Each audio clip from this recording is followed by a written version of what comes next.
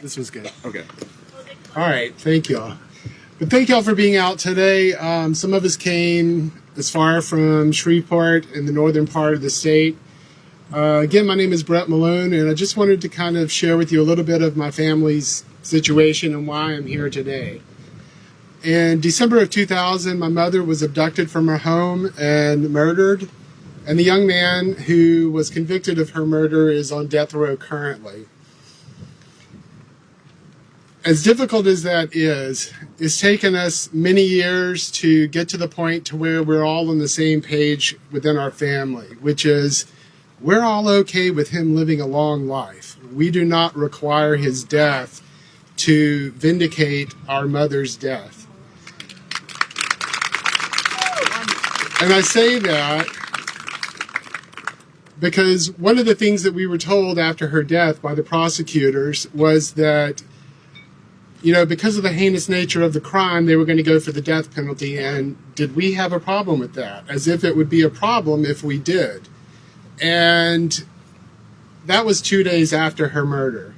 So it's a really bad time to be asking people how they want the justice system to function on our behalf.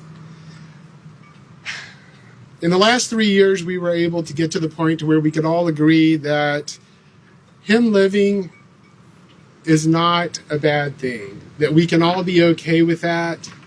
And we've been working with the local district attorney's office to try to schedule a resentencing hearing. Not very successful thus far. We've testified before the Senate and the House committees here in the state capitol, who walk in proudly proclaiming that they are pro-life politicians, and they have enacted many pro-life ordinances or laws over the last few years. And when confronted with how can you call yourself pro-life when you are also voting not only to kill people, but to expand the heinous methods of killing people. So I don't believe in the hypocrisy of those who are in elected positions currently. And quite honestly, you know, every attempt that we've made to get a change in the sentencing for Jeremiah, we've met with roadblocks. You know, in fact, one of the testimonies before the House Senate committee just a couple of years ago, the leader of the State District Attorneys Association got up and spoke after I did, where when I was speaking, I pretty much called it like it was, in that we are fed the lie that people that do things like this are monsters. And by doing that, they attempt to portray the person in a very dehumanizing way, like other regimes in the past have done before they kill people. So I want to encourage you to not accept that label that people are given. We all do things that we regret. Some people do things that are very damaging to others.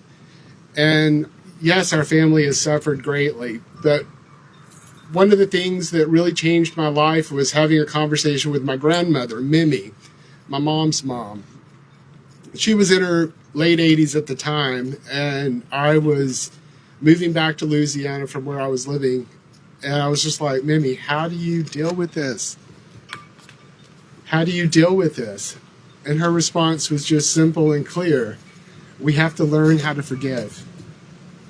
So we have to learn how to forgive. We have to learn how to support each other, and we have to learn how to heal. Part of that healing is trying to establish dialogue with the person who's on death row. The Victim Offender Dialogue Program is an option, and I've pursued that over the last 6 years. Unfortunately, again, roadblocks.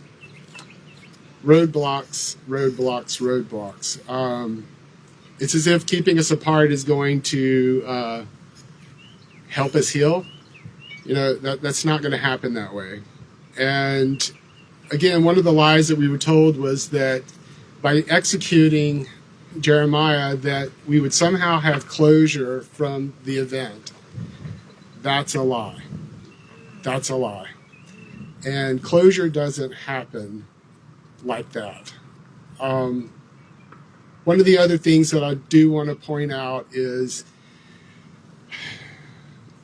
when the state says that they're going to kill someone, and I don't call it execution, that's too nice of a euphemism. They're killing people, you know, and I was raised in a Christian environment. I remember the Ten Commandments. I remember the teachings of Jesus, and never once did it say, you know, thou shalt not kill unless you're the state. In fact, the irony of that, and we're coming up to the Easter holiday, is the state killed Jesus. That's right. So let's not follow that same path.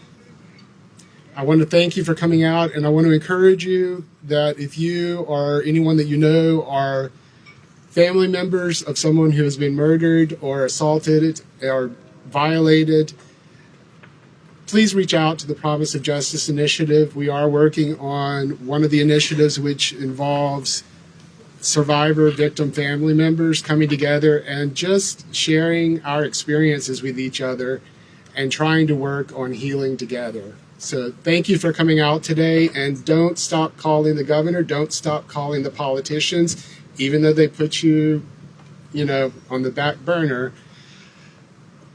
We are greater than they. There are more of us than there are of them, and concerted efforts like this can result in changes. So stay strong and stay vigilant and keep demanding that our government stop killing us.